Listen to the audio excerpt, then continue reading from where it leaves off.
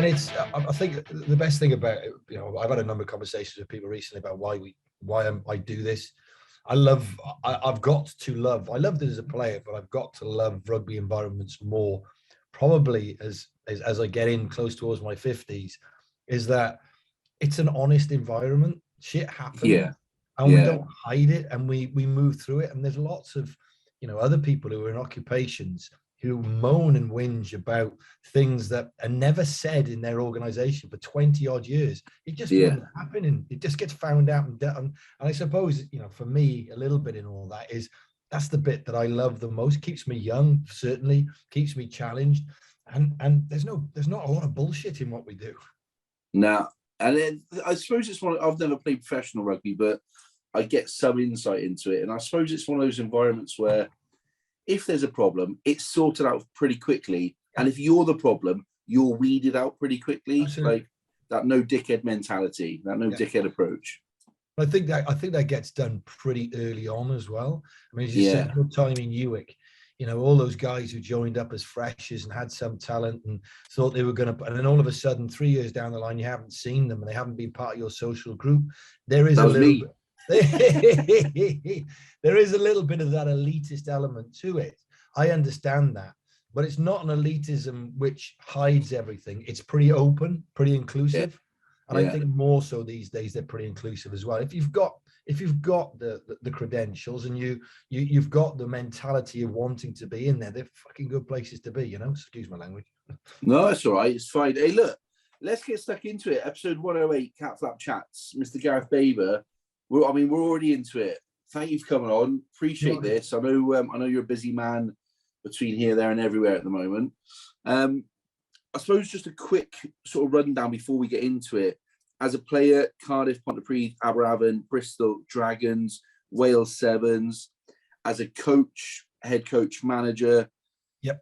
The Blues, Hong Kong Sevens, Fiji Sevens, Fiji 15s in the autumn. I saw that. Now at Edinburgh as skills and attack assistant coach. Thank you so much for coming on. I was loads I want to talk to you about. I just want to pick up there on what you said about the students then, just because it's been in Wales, as you all know, Wales is a goldfish bowl, and Welsh Rugby Twitter is its own, I don't even know what to call it, it's its own world. I don't want to go there. No, and we're not going to, but I was going to ask, do you do in Edinburgh now, and like through your coaching career, would you have looked at the students and those opportunities for young raw talent to come through as much as you look at Don Brand now, and everyone now all of a sudden is going, why is no one looking at the universities? Well, they are. Is that something that you've done a lot over the years? Yeah, certainly. I wouldn't say, certainly from a perspective, probably when I was at Cardiff, we did. There was close connections with different student institutions around South Wales that we would look at. I think that's been probably brought into closer focus with the likes of the college competitions, the sixth form. I think that most regions in Wales, and probably most rugby organisations, would like to think that by the time somebody gets to about 19, 20, that somewhere within their scouting process, those individuals have been identified, are in program, or are being monitored. I think the biggest thing for university, and it was a little bit of my career as well. I studied and I enjoyed university life at the same time as sort of building a career in rugby. And I think that rugby is still a sport where you can have late developers, and you can particularly have crossover athletes. When you think about powerlifters, in terms of the front row, you talk about some athletes that could potentially play in back three and the likes. I've still witnessed that, and I do definitely think that one of the sort of prerequisites, certainly now for being a rugby player and the business of being a player, is an intellect and an ability to manage yourself daily, weekly, with the information that you get and your ability to manage that emotionally as well. And I think that student life certainly prepared me for that. And I would advocate that for even people who haven't thought, or players who haven't thought about becoming students and studying. I think that, that activates a different mechanism in your learning process, which certainly aids you in being a rugby player. So yeah, I've often looked at students. I had a good student career as a rugby player in my life as a student. I studied through that. I can see the value. There have been, notable candidates, likes of Jamie Roberts. I know that, for example, in the Blues, Ellis. I was at Cardiff when Ellis was going through the end of his A levels and what he was going to do with his future. I hope for Ellis. I'm not sure what he's done, that he gets that opportunity to do that again, because he's a bright lad. And there's numbers of players just, who have followed that path and have benefited greatly. And I do think that there is certainly a crossover with that being a pro player. Class. And what do you look for in a player? I suppose, at Edinburgh now, you're not quite the head coach, but in previous roles when you have been head coach, and even when you're at the Blues, when you took over with sort of Justin, what do you look for in a person, not just as a player, so that, because you can have the 15 best players in the world, but if they're not going to connect and be compatible, it just isn't going to work. So what do you look, and again, you're a man who's traveled the world now as well. Often you see players potentially go into coaching roles similar to where they were, and they don't always expand. What do you look for when you're looking for a new type of player or looking to recruit someone? Look, the thing about rugby is it's diverse in its nature. So it's diverse from the bodies and shapes and different athletes that you get playing it, but it's also diverse in terms of the personality types that you get. I think what I would essentially look for, and again, it's over a spectrum. It's not just one or t'other, because you always know that sometimes talent can trump everything. You've got the most talented player in the world, and as long as you can make him fit in your system, and there's an understanding by the culture of the group that works, then fine, you're good with it. But I would say that the key element for me would be sort of, a willingness to learn and an open mindset, that they want to go on a journey. They want to be challenged by what's in front of them and what you're putting in front of them as a coach.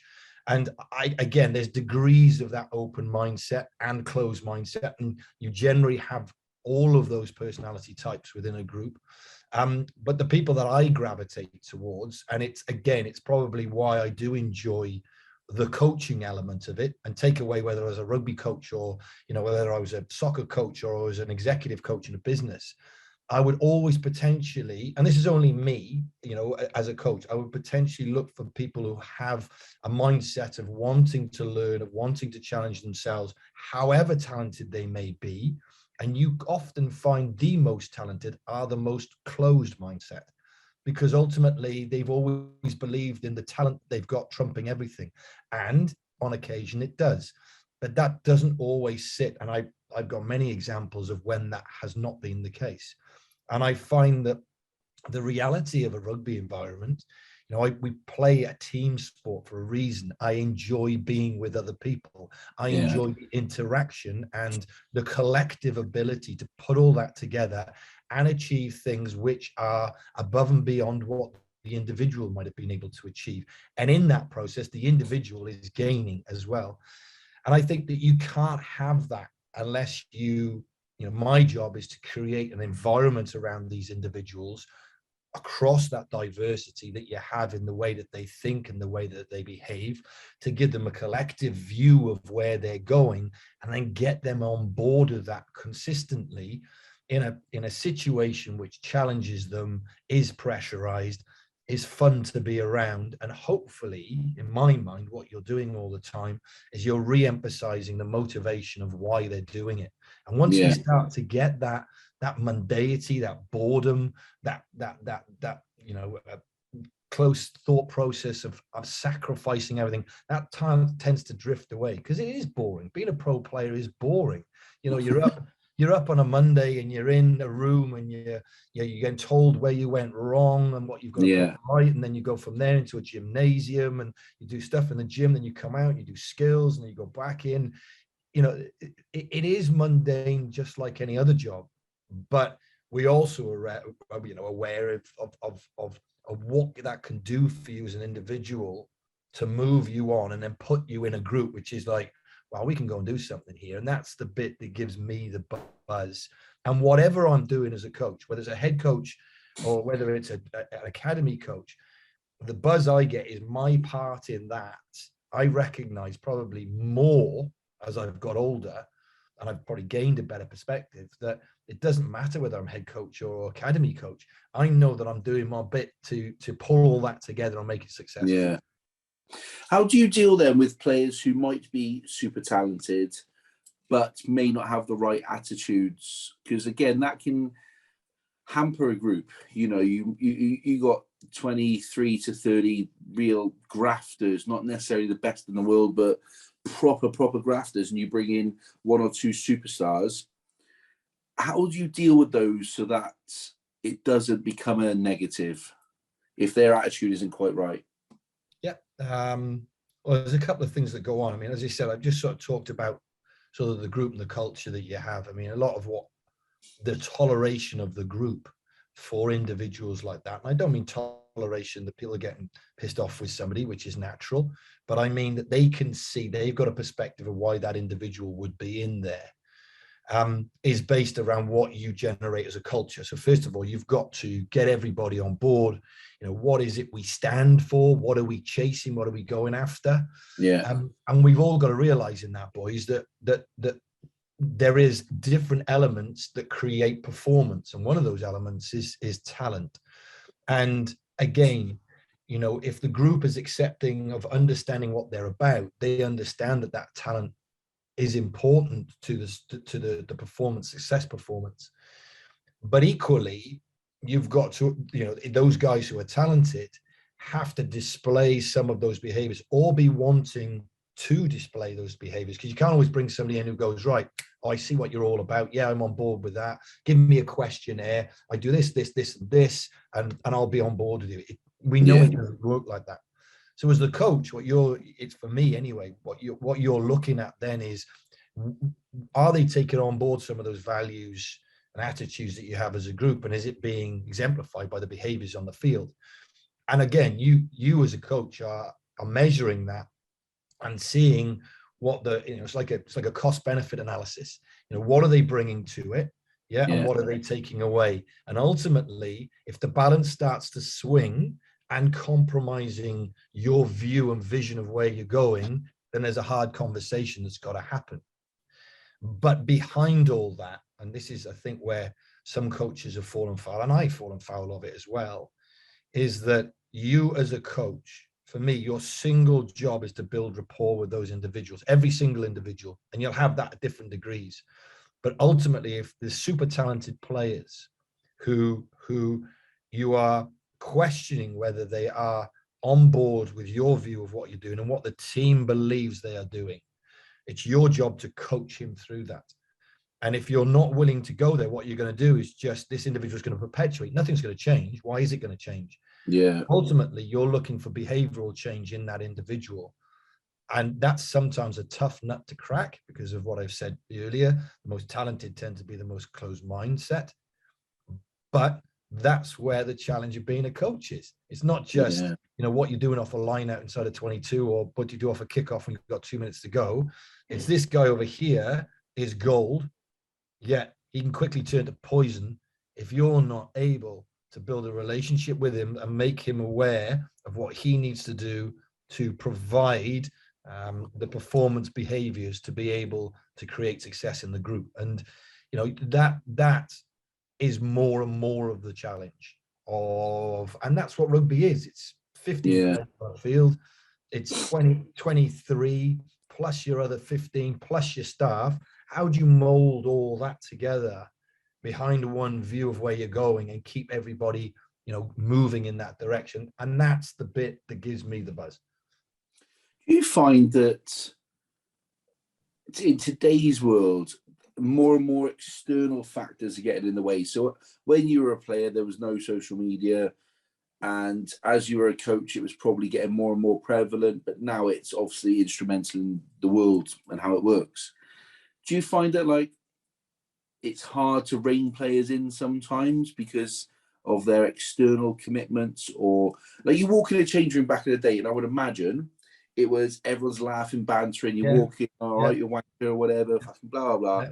Now you walk in and it's headphones on, Instagram, whatever it might be. And I'm just speculating here from what you see on TV or whatever, right? Yeah. Is that harder to deal with as well? A couple of things that go on there. I don't think that the changing room bit has changed dramatically. I still think that there's a bit you probably miss, which is, you know, you still got that interaction, that relationship, that camaraderie that goes on. And I'd say of the changing rooms of when things have been successful I've walked into, very few have got their phones on them. I've spoken about it previously. It's like a magic window that you get of about 2 hours after you finish a game when you've done well. Well, you know, all you want to do is just stay in that changing room. Yeah. And that, again, you know, making too much of it, that's the bit that I love. It's that we've prepped, we've gone at it, we've given our all on a field, you know, blood, sweat and tears. We've come off, and now all of a sudden we get a couple of hours to go, wow, wasn't that impressive what we managed to put together, and reflect on that. I don't think that's changed much. But I do believe you're right. I think there's greater distractions around players now. There's greater desire from the public to be out there and having that information as much as they possibly can, having access, almost being in the changing room with the players. And of course, the players in the social media world that they grow up on now feel an obligation and a responsibility and a desire in many respects to honor that and that notoriety that goes with it. And that does give me concern, more from probably a performance perspective, and you know, an ability to put things where they need to be as a player and not having it running in your head the whole time. I see it with my kids. You know, I see my kids on their phones, you know, and then, you know, phone in the morning and then they come and do something, and phone at lunchtime and come and do something else, or go outside, take the dog for a walk, come back on their phone. And it's almost this constant running of information. One of the biggest things that I liked when I was playing was an ability to get away from all that shit. Because, you know, that this took you away, and you were out with your mates and you didn't have a phone, and people couldn't get hold of it. And I still do it now. I put my phone away because I'm rubbish on it. My kids will tell you, you know, he doesn't know what he's doing. I don't know what I'm doing. I like it that way. And and I think that the bit, again, we're going back to it, the biggest thing about rugby is, you know, it's that camaraderie, it's that socialization aspect, it's that being with people constantly, whether you're pissed off with them or not, whether you're on a down or whether you're on an up, whether you've just achieved something. And I think that the phone and the social media, it almost creates this false sense of having this friendship group, which is not real. The reality of it is the bit, and this is what people step away from playing rugby, they'll go, oh, I miss all that.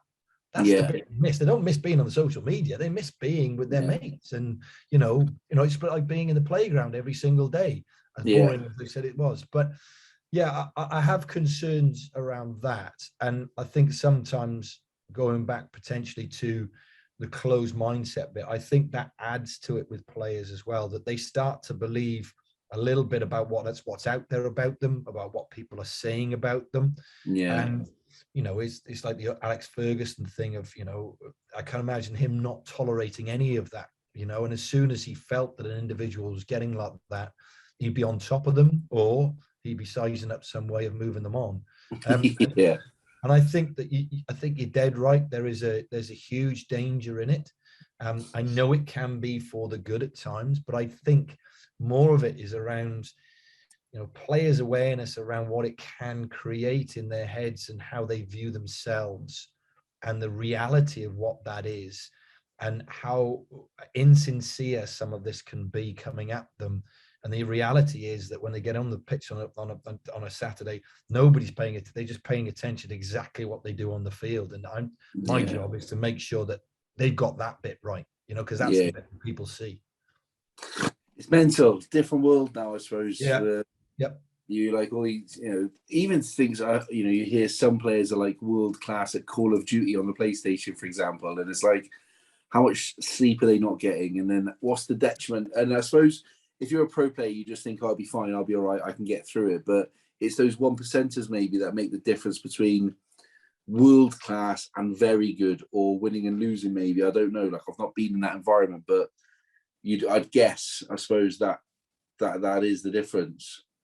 That extra well, few. again, it's everything. I know we always say, in society, everything in moderation, but if you're in control of it, if it's a point in your day where you can go and play Call of Duty and you have an hour doing it. But again, like my sons, I'm on this now. Yeah, okay, you've got an hour on it, right? And then 3 hours later, you've forgotten they're on it, and they're still there, and their eyes are bloodshot, and you're thinking, what am I doing to my kids? And it's exactly the same process. That, again, I remember being a young player. You are superhuman. You're indestructible. People are telling you things, and you're like, whatever. I'm going to get on and do this, and I understand that. But there is a craft in being a pro player, and I think that to be the most effective you can, whatever your view of that might be as a player, over the period of time that you want to be that, and what you want to get from it, and what you represent, then ultimately, humility is a huge element of getting you to where you need to be. And I'm not saying that I get it all right. Being a coach is a craft to being a coach. It's instinct, it's sensing. It's not simply X, Y, and Z on a Monday morning, you get them right and we're going to win on the weekend, and that again is the bit that I enjoy the most. And as I said, the interaction with young, people who want to achieve things keeps me young, it keeps me motivated, it keeps me challenged. Yeah, class, love that. I'd love to get into your coaching career a bit, and your playing career as well. The last year, I suppose, has been a bit of a whirlwind in terms of, obviously at Edinburgh now, Fiji in the autumn for the 15s, obviously the Olympics, which was postponed from 2020, and Fiji going back to back in the Olympics. So just talk me through like that this last year, and kind of how you, in fact, Josh, start at the beginning of the coaching career for me. So you're obviously coaching at the Blues, and then Di Young goes and you get elevated to the doc job, and just kind of take me through this journey of kind of how you've got to kind of where you are now. Well, I never had, I suppose, I had ambitions of being involved in rugby as long as I could. I didn't think I would end up being a coach. And sort of 2008, I finished playing. I quickly I was at the Dragons at the time, and sort of given the indication by Lee Jones and Di Rees, who I'm still very close to now, and I see as both very strong mentors in my rugby career, sort of encouraged me to coach. I did that. I was playing for Wales Sevens at the same time. Di Rees was coaching, and I sort of became an assistant coach for Wales Sevens, and that's sort of where it kicked off. At the same time, then things were changing in the Blues. A lot to Di Young for taking me into the Blues, with very limited coaching experience at that stage. Rob moved up to Wales. I came and sort of, I spent the next sort of 6-7 years there in different positions with Di. Di moved on, Justin and I stepped up to head coach. It was a difficult, tumultuous time at that, at that period in the evolution of the Blues. Phil Davis came in after that, which was necessary. And I had probably another 2 years there. So it was sort of 6-7 years in total. And I got, I really enjoyed it. I loved the road and the journey that we've been on. But for me, I needed to do something different at that stage. I didn't feel I was coaching particularly well. And I think, you having that self-awareness as a coach is hugely important. And Di Rees, who had been out in Hong Kong for a few years, had contacted me 2 or 3 times because of my background in sevens. Although I've been coaching 15s with Cardiff, they were setting up the first group of professional players in Hong Kong. They were going to be sevens based, money from the government, potential of Olympics. And long story short, my wife was born and brought up in Hong Kong. So it was an opportunity for us to take our 3 kids back to Hong Kong, show them where mum grew up, 2 years, come back to Wales, get back into 15s. Again, went to Hong Kong, did the work that we talked about, enjoyed our time there, and did what we said we were going to do as a family. And then the Fiji thing came up, and I simply applied. I just applied. the head coach. It was just after 2016 Olympics, you know, and it was quiet. I didn't sort of announce it too much. And then they came back to me and said I was on the shortlist, went through the process. And then the Fools gave me the job, you know, and obviously I spoke to Di Young, and he was right behind, Di Reese, and he was right behind it and said, yeah, go for it. You know, this is you moving on.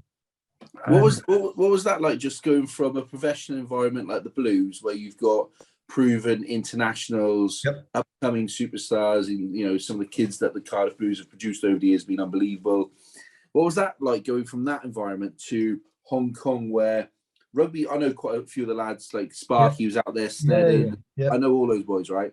They loved it, but it is a different level. It is. What was that like, going into that level? Was it frustrating at times, or did they give you kind of free rein to just go and do whatever you needed to try and get them to that level?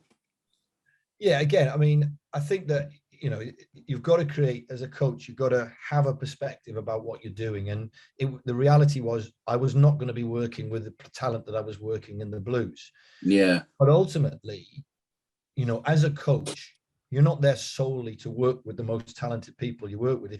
I view myself as a coach, as I've sort of indicated as we've talked, mate, that whatever that aspect might be, whatever environment I'm in, I'm still a coach. I'm a teacher, you know, and that's how I view myself. So, you know, my job again was to understand what I was doing in Hong Kong, what the vision was going to be for that group of people, and then creating the environment, the learning environment for those individuals to come together and do something special. And they did it many times. Did we get ourselves on the World Series? No, we didn't. We probably were short of talent. But I wasn't going to be able to substitute that in. The challenge was, and the journey was, how much could you squeeze out of this group? What was my job in that? But having the perspective of the reality that there was a ceiling on the talent that you were going to have. So that challenges you in different ways. That challenges you to think about the learning process and the coaching process you put in place, the environment you put around these players, how you create that vision for them, motivate them to do what they do, introduce them to the ideas of being pro players, you know, squeezing, as you said, every half or quarter of percent of their lifestyle and their dietary habits and their recovery process. But what you were dealing with in Hong Kong is probably a higher intellect in terms of the player that you were working with than you were in Wales, because a lot of these kids have come from relatively middle-class backgrounds in Hong Kong, good schooling, good intellect. Yet what you probably haven't got in that is more emotional intelligence, because in many respects, adversity and having less in your life early creates, to my mind anyway, a perspective in an individual who is able to emotionally understand themselves better. So there was, you know, I had to look at ways about how we develop that, you know, these kids, you know, as I said, good lifestyles in Hong Kong, good in their schools, play different sports, now playing for Hong Kong, getting a professional contract. Yet some of them were really struggling in terms of the emotional responsibility, obligation, playing international rugby, what that meant, not just a week or 2 weeks, but every week of the year.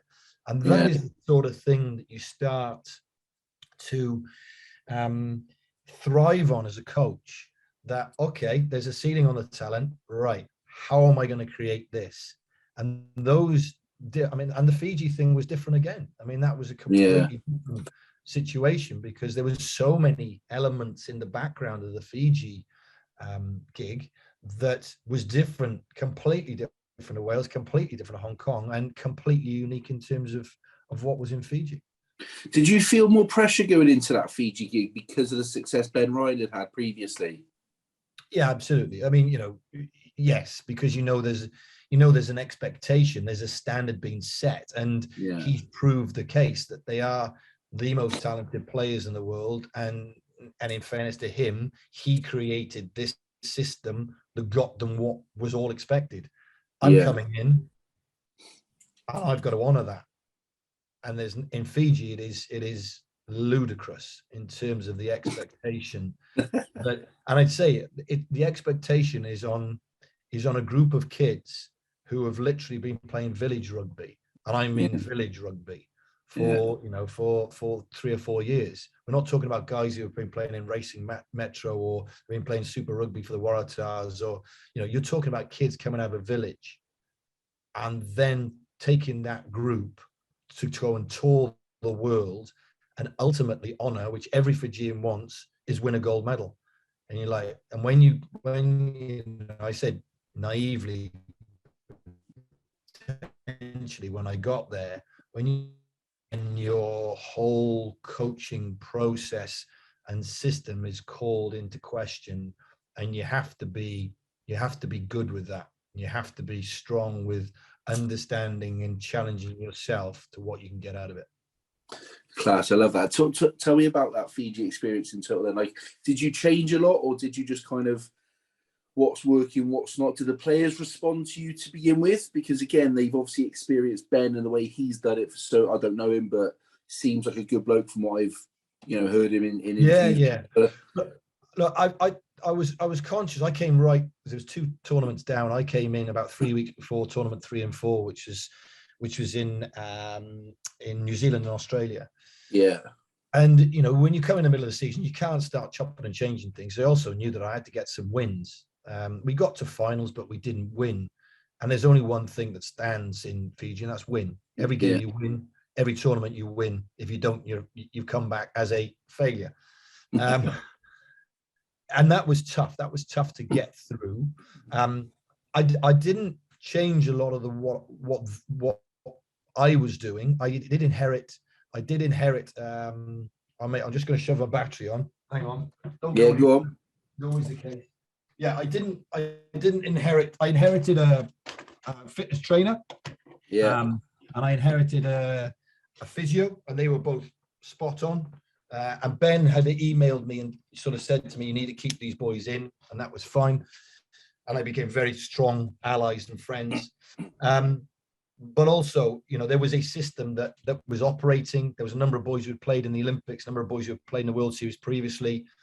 However, they were all at different stages of their journeys, and question marks around whether they were staying, whether they were moving on, what were they looking at, could they do it again, had they looked after themselves. So that first year was really just finding out where these players are at, and taking a view of how you could move the group on, where they could get to, because ultimately I was there to win an Olympics in 3.5 or 3 3/4 years from me arriving there.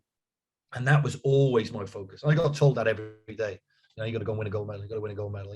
Every day, shoe shiners on the streets, doctors when you go for vaccinations, people you meet in the office. We're going to win a gold. We're going to win a gold. And you're just like, so I was completely aware of that. I mean, I have a style of coaching which was developed through playing, and then afterwards. It is an engagement process with players. A quick story: Osir Kalinisau was the captain, and Captain Gareth, just as he's been certainly a fantastic captain with me. He was going through some things in his view of what he wanted to do, but he was always solid with me, and we got on very well, and I still get on with him now. And I have a sort of coaching, you're asking questions as you're going through training, and the boys quiet at the start with, because Fijians aren't forthright in their views, especially around a coach. And I've done this a few times. We've done this through training. What's going well with us, boys? What was good in that drill? How did you respond to it? When it didn't go so well, what could we have done better in that situation? All those sort of questions that you ask to engage the process, the vision, what they can see. And we got to Hong Kong that year in the tournament. And, part of the way that I coach is that at halftime, you get sort of 70 seconds and you're in the middle. Boys, what are going well? Can we do that? What's our next job? What are we going to do? So you're giving them something that they can respond to positively going into the second half.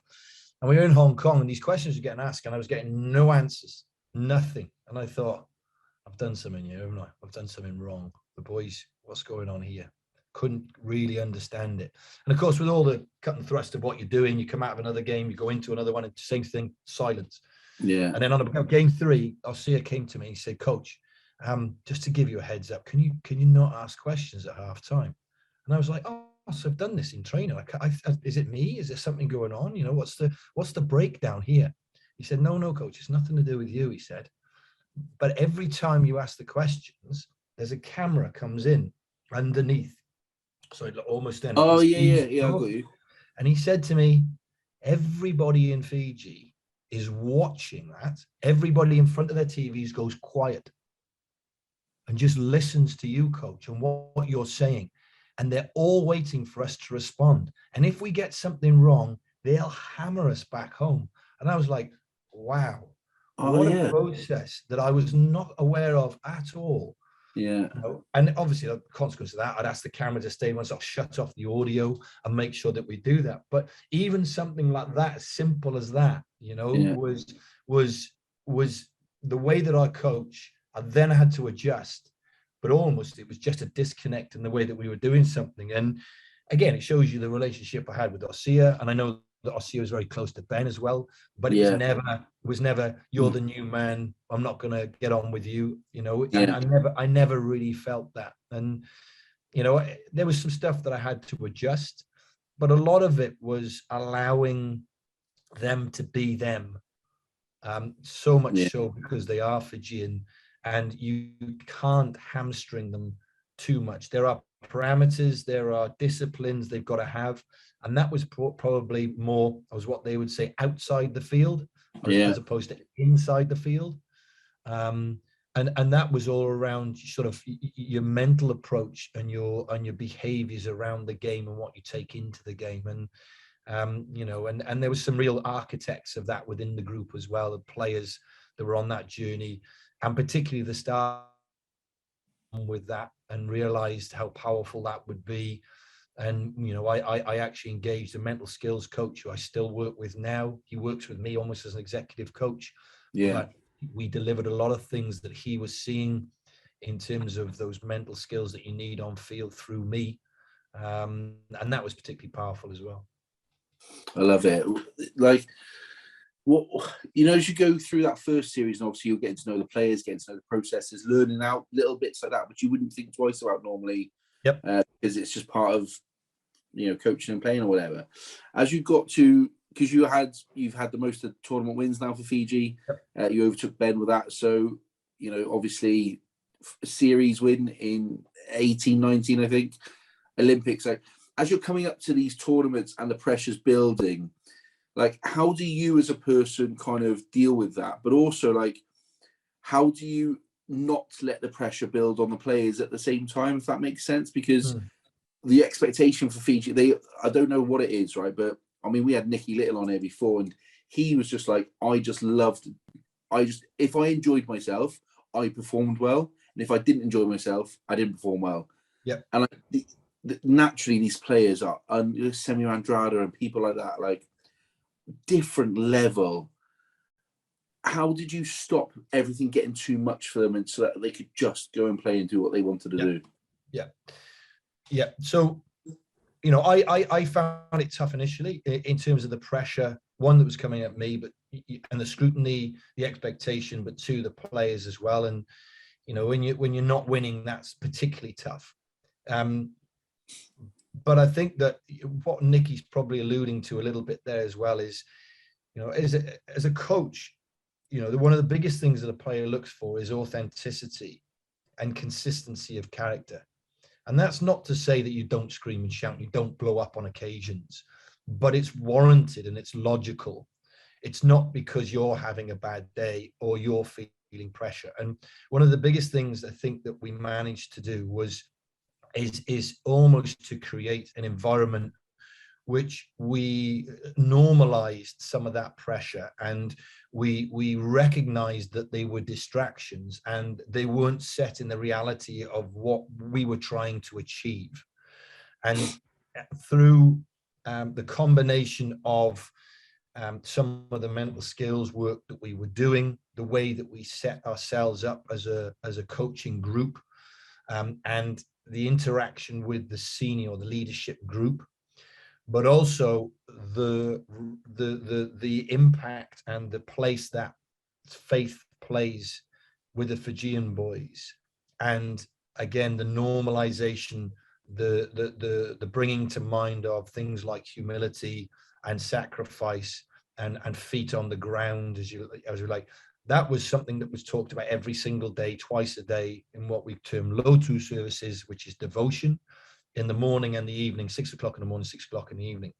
And I was part of that. We were all part of it.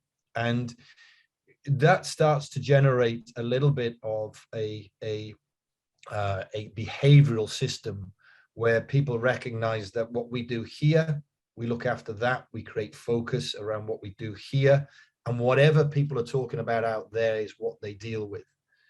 Our hardest challenge was then when the players, so they would come in on a Monday with us and we would stay with each other until Friday, in between tournaments. And we had to do that because there was no way that I could create, or we could create, influence with the players if they were constantly going home, because the distractions at home were just too big. And that comes down to food and alcohol and social media and all those things that could take you away from it.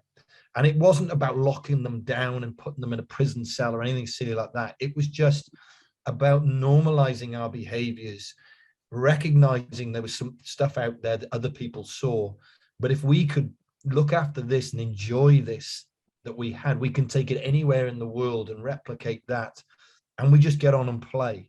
And that was the, seldom did I build up tournaments to being, we've got to be at this level and this is where it's got to be. It was a part of the process of what we were doing. Yes, there would be motivation. Yes, there would be, understanding of the teams we were playing against. But I particularly had to look hard at being consistent and being authentic and being part of their culture and then being part of my culture and making that a happy marriage, if you like, so that people enjoyed being in the group, being challenged. It's not always nice, but you get a value out of doing hard stuff. But at the same time, let's have a laugh as well. And Fijians love to laugh and they love to sing and they love being with each other. And recognizing that was hugely important from my perspective, to make sure that they were given the opportunity that when they got on the field, they were able to just go. And sometimes that meant that I had to hold back a bit. People have often watched Fiji and seen it fall apart. Yeah. That was part of the process. That was not that I was in control of it, but I knew that was occasionally going to happen, to be able to get the rewards of them being able to deliver when we really needed to deliver. And all of that 4 or 5 years was all about one thing, and that was getting to Tokyo, winning a gold medal. Do you just stand there at times, like as a coach, and just watch them, say they're playing 7-on-7 or whatever, right? And just look at them and just go, fuck me, like, how do they do this sometimes? Because even like at Edinburgh now, you look at Bill Matter and people like that, just some of the things they do, like, it's not inherent in lots of people or players. So, like, I don't know, it'd be fascinating to watch, like, a proper session that they would go through, because you must sit there and just go, it'd blow your mind, that aspect of it. There's other things you get frustrated with, yeah. But that aspect of it is in every single thing that they do. And it's in their characters and their personalities as well. And it's instinctive from a young age when they're in the village and enjoying themselves. And a lot of the mental skills work that we did was taking them back. It's a simple process, modeling of when they most enjoyed being a rugby player. Yeah. And it's about playing touch. They call it, it's called touch, game of touch. Every day you drive on the roads and you'll see games of touch going on all over the place, on the beach, scrubs of land, concrete, whatever they can get. And it is one touch stuff. And it is literally like, it's almost like a basketball game. And I say it's probably akin to, like football in Brazil in the 19th, or, maybe cricket in Australia through the 80s, 90s, inner city basketball in America. Yeah.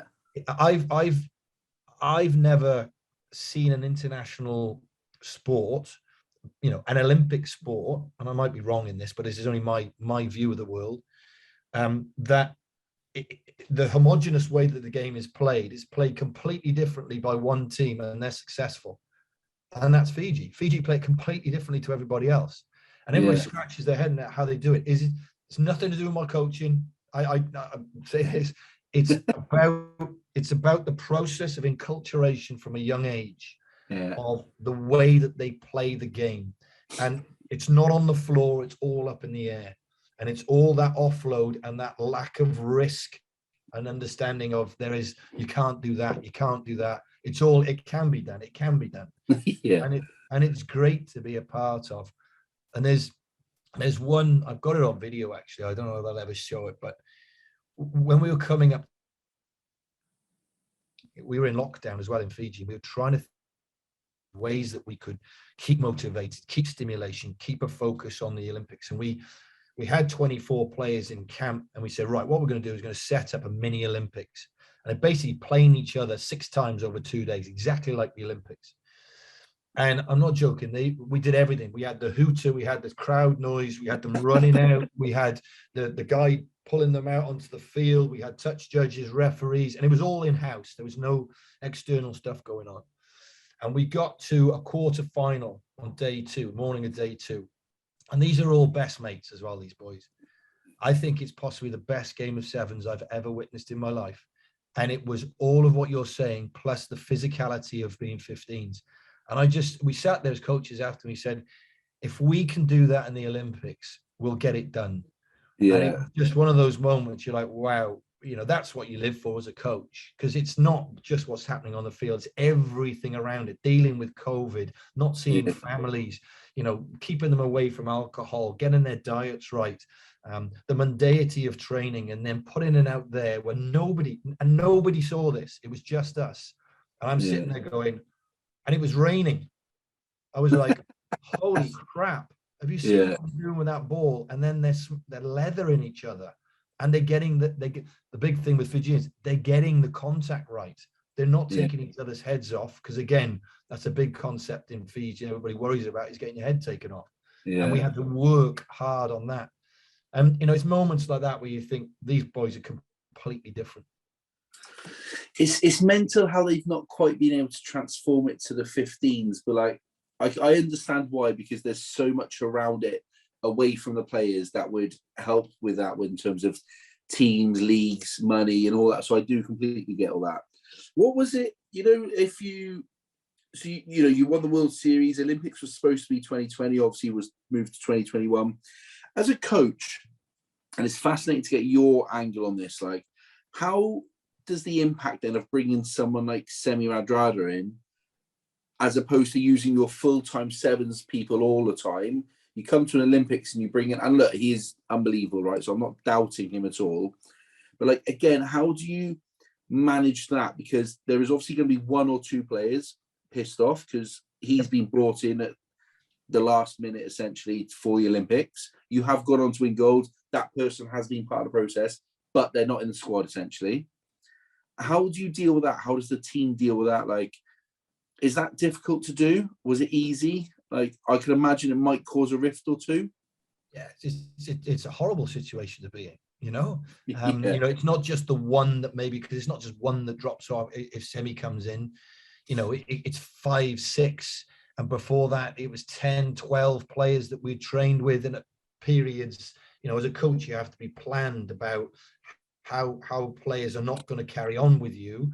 But ultimately, one of my loves of coaching is moving players on. So that conversation, as glib as it might be, is about moving them on. Take the hurt. This is going to hurt. This is tough. This is what you're good at. But this is where you can be next. So I do believe in that. But it wouldn't have worked if, one, I hadn't worked with Semi previously, which I had done. I knew what he offered. Not just on field, but off field. Off field was his biggest influence. Is it? I don't know anything about him. Yes. And this is what people say to me. We'll probably get to that point at that stage. I'll just say, but behind the hard work was all around creating the environment for players to understand the journey that we were on was bigger than themselves, was part of the expectation of the nation. And whilst we might not see it in this part of the world, the faith that is combined with that, i.e. being humble, you're doing God's work. Part of that process for me was being transparent with the players, so they always understood that there was potential for some boys to come in overseas that we believed as a coaching staff could add to us strategically. Yeah. And two of those boys, Amniasi Tuimamba and Villamoni Petit, who were playing in France and had played for us the previous year and had been in the dream team. Semi had played the previous year in the World Cup and had played in the World Series with me. I could see what he offered. I didn't bring everybody back who had done that, but there was three who I really focused on. And I kept everybody aware on that. And I'm not saying that it landed with everybody, they were happy about it, but there was an acceptance that that was the way it was. And I didn't make my mind up right until probably we were forced to a little bit with COVID restrictions. And being open and honest with the players, it didn't make it easier when you had to say to the final four, you're not in. But we had sit down with them. We had conversations with them. In the days that followed that, it was tough. But I wouldn't say I've lost friendships over it. And I also know that these boys are moving on with their lives as well, which is really powerful. Yeah. The semi situation was, in many respects, Semi didn't play a lot of minutes in the Olympics. If you look at it, he didn't play a lot of minutes. But what he did was probably twice in the tournament came on and did something that nobody else, well, Fijians generally could, but we knew he would do. And it could have been, on one occasion, it was winning a kickoff. Yeah. On the other occasion, it was just putting the hammer down, beating three Argentinians and scoring under the sticks. Yeah. And that's what sevens is about. It's so fine in that degree. But I also knew what Semi would bring in terms of a discipline and a focus off the field. He wanted to play in the Olympics. He wanted to test and challenge himself at that level. And whilst he might not have had the fitness elements of it, the others had, I knew that he had the mental capacity to give structure and organization and discipline. And for Fijians as well, a belief that they're standing side by side with one of the best in the world, and we've got to be at that level. Yeah. And that, again, I managed to get that bit right. It could have blown up in my face. I know that. Yeah. But I managed to get that bit right. And knowing Semi, it was like he'd always been with us. Yeah. He walks straight into a low-2 service, picks up the guitar, starts singing a hymn. Bang, done. And we're on. And he never shifted from that. And if I ever felt that there was an individual that wouldn't have been able to do that, they wouldn't have come in the environment. There was the same with Villamoni, the same with Amaniasi. And that was, you have those moments in your coaching career, and I hope I have more, where you get that stuff right and it moves itself. You're not having to push it. And that's what I wanted. I didn't want to be dragging people towards an Olympics. It had to have its own momentum. And in fairness to Semi came in and actually picked up that momentum for us. What was that? I appreciate we've almost been an hour already. So I know taking a bit of your time here, like a couple of things. What was it like? What were the emotions for you as a person, coach, part of that team when the final whistle went at the Olympics and you've won it? What was that 15s experience like last year or this year, sorry, in the autumns? Because that is a completely different kettle of fish where you've still got some of the best players in the world, but just the structure is nothing like any of the other tier 1 nations. And then talk to me about your Edinburgh journey and kind of what's going on there. Yeah. Okay, so first question. So the final bit of the Olympics, people said, was I relieved? No, it was the degree of satisfaction that we managed to put this all together, and not we got it perfectly as we'd viewed it, but the vision that we had together, and ultimately as well, the journey that the players and staff had been on, how they had benefited from it. I don't mean financially, I mean them as people, how we'd all sort of developed. Again, I go back to rugby. Why did I get it in the first place? It's because I like people, I like team sports, and you know what? It's been freaking good to me. I've really developed myself as a person. I've been in it since I was 5 years of age. I've done everything along, and it's been really good to my family. And ultimately, I think the feeling was, look what we've done for the families and the people of Fiji, and that was always the vision. And I know that when you see the emotions on those Fijian boys' faces, it's because they know how it's accepted back in Fiji. Yeah. They knew in the background always that expectation that was on their shoulders, and that their families could be proud of them. And that was the same with me. My family back in Cardiff at that stage going bananas. You know, I was like, wow, all that sacrifice, you know, them not being with me being in Fiji, you know, on my own for periods of time, the stress that they went through when, you know, we thought my job was on the line. You know, that all of a sudden for them is like, wow, well, we got it right. Yeah. And I think that was the biggest feeling for me is you know, as a unit, we put this crap together, we honored it, we stuck with it, and you know what, we got that crap right. And when you come out the back end of that, you go, wow, great experience, and we're better people for it as well. It wasn't that we'd broken people, it wasn't that we'd done it at the detriment of anybody else. It was we'd done it with the right motivations, with the right behaviors, and we came out as good people as well. And I always really proud. I think it's natural, inherent in Fijians about how they react, win or lose. You see them, they're the first people to go over and shake a hand or give a cuddle, because they are so in tune with other people's pain and joy. And I think that, you know, when we got that done, we were aware of how much New Zealand hurt, but we're also aware of the job that we'd done. And sort of that leads on to the 15s. The 15s was a bit of a surprise. It was based on the fact that things were difficult at the time and there were some international games that needed to be played. I think that, you know, to make a point, the reason for me is quite clear on why Fiji have struggled to push beyond quarterfinals in a World Cup. It's purely time spent together. Believe you me, the longer Fijians are together, the more powerful they get. And if they are ever given the same sort of weeks and days that other international teams are able to get, because obviously most of them play in Europe, coaches are down in New Zealand, they get together twice a year. If they are able to get longevity in that, and I know that Vern is working hard on that and the coaching staff, then the rest of the world know that they're under pressure.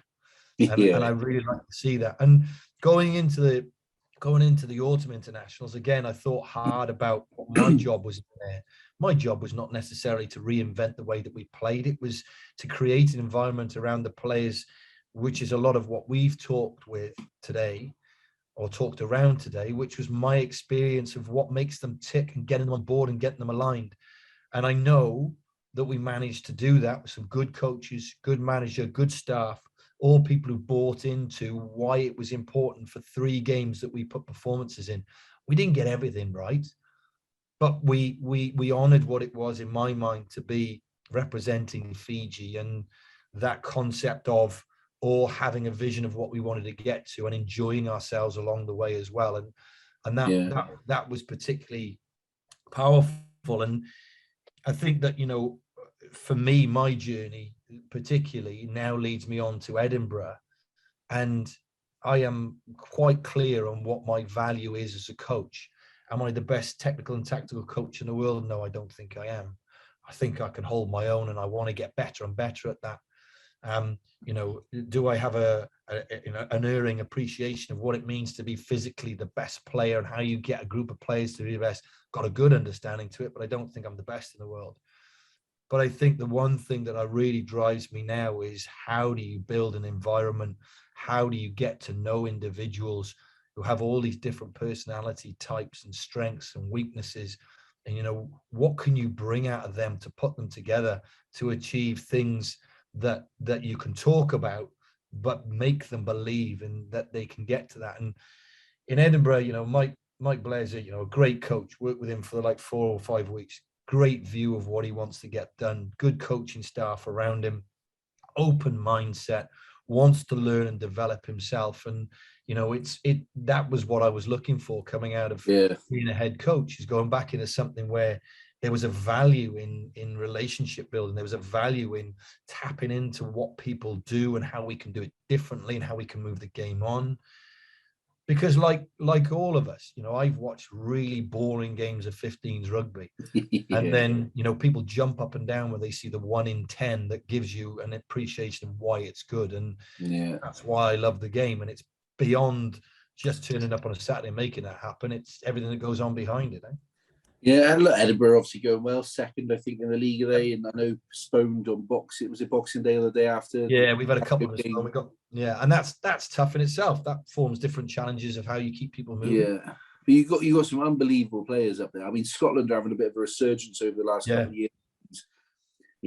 Edinburgh obviously feeds into that quite heavily. The Lions, you obviously had a few Lions, and some of the, like that back row. You got Richie, Hamish Watson, Bill Matter.